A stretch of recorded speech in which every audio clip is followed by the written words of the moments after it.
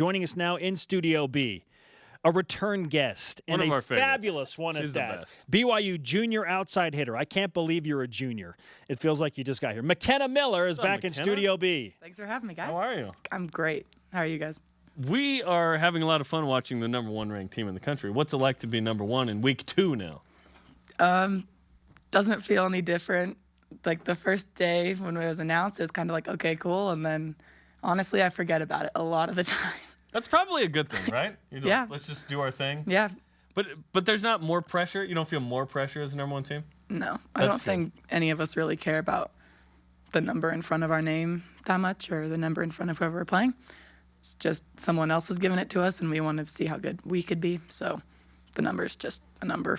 Let us carry that. Yeah, that's your guys' job. It's good for marketing. Yeah, it's great for marketing. We care about it. Yeah. So we'll continue to front that ship, okay? Yeah. You got it. You've enjoyed great success when you've come on this show, McKenna.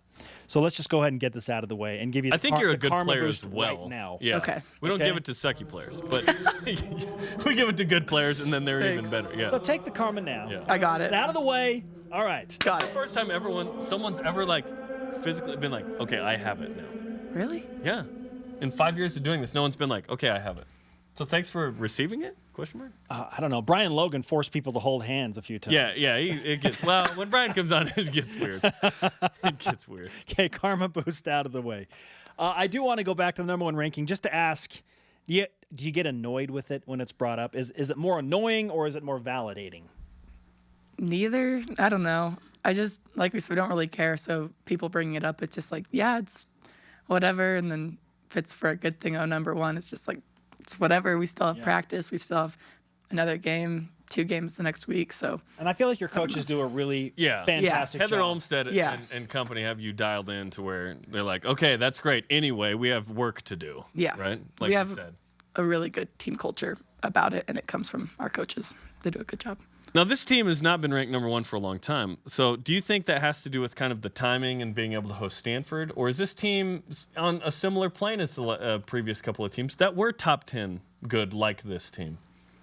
I don't know. I think we're just doing our job when we need to do it, and it's working out.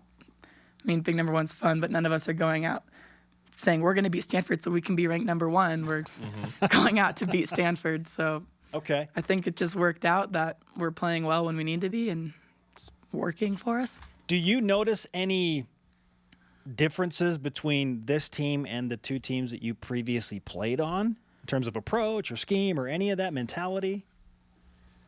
Yes and no. It's weird because when you're in the season, like last year and the year before, you feel like you're so focused and you feel like you're such a good team unit.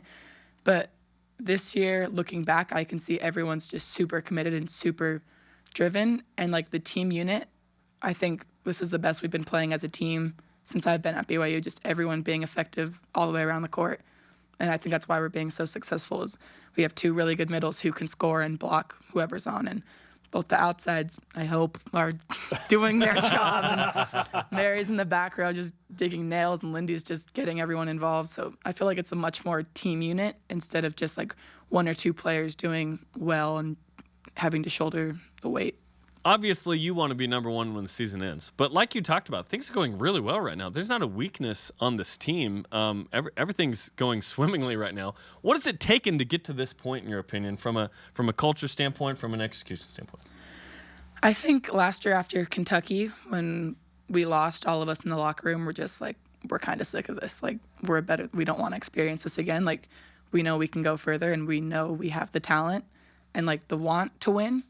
And so I think in like summer off season, everyone really just put in work, and everyone's making each other better and competing like in practices, even the practice like the 6 and not. It's like really close games because everyone's just wanting to make each other better. And so I think that's really good. Just like our desire to want to not have to experience what both years actually, because we lost in 5 in Texas my freshman year too. So just getting past the Sweet 16 and seeing how far we can go. Well, taking the next step, understandably, includes beating then #1 ranked Stanford at home in just a remarkable match that we were lucky enough to broadcast on BYUtv. And I want to rewind a little bit to something specific in that game. Now, I know that, beating #1 carries extra significance, but for you, matched up with Stanford star Catherine Plummer, there's this rivalry that's been going on for a long time between you two. Walk us through what that is all about. I don't know if she knows it's a rivalry because she's beating me every time. Like how many times? I've been playing her since I was 12. So club and High school. Like Came close a lot, but like never. 10, 20 matches? Probably. I think your mom told me 18 or something like that. There's been you play a lot of club tournaments. And she's won every game Every game until the Stanford match. until the Stanford match. Did that carry extra meaning for you? Um, Don't act like it didn't.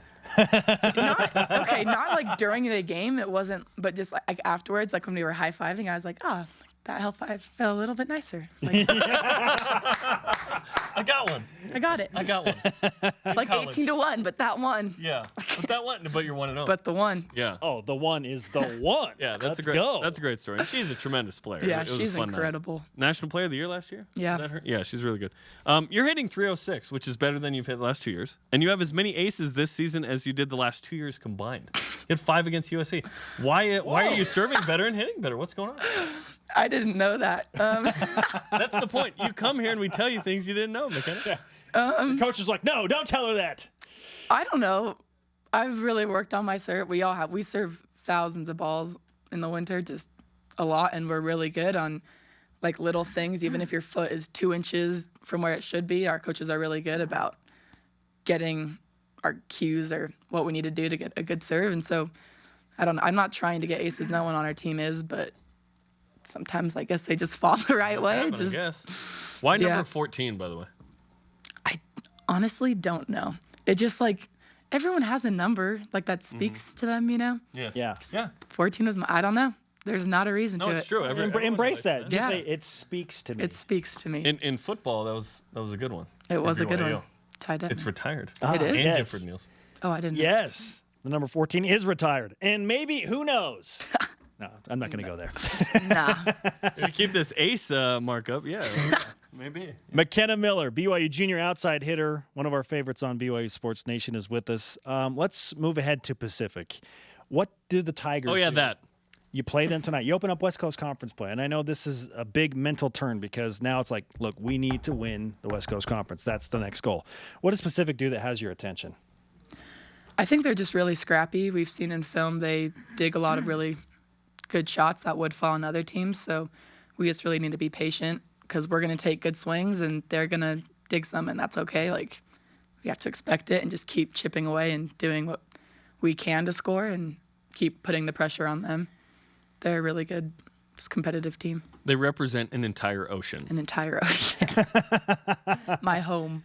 And you're yes. Not really. I'm not from Stockton, but Pacific. Yes. Yeah. Yes. Yeah. You're a California girl. California Yeah, girl. the Pacific Yeah, Ocean. Exactly. Well, good luck tonight. Thank you. We'll be watching on Thanks. 9 Eastern. And Spencer will be calling the game. I'll be there. She is MC Hammer. You still cool with that nickname? Never was, but All right, so we'll go ahead and keep it. Excellent. Go ahead Excellent. and keep it. Now We'll that continue to use it. was a family request. yep. I'm doing it for your family. I'll never. Yeah. Thanks, Mom. Thanks, Mom. You're great. Okay, good luck tonight. Thank you.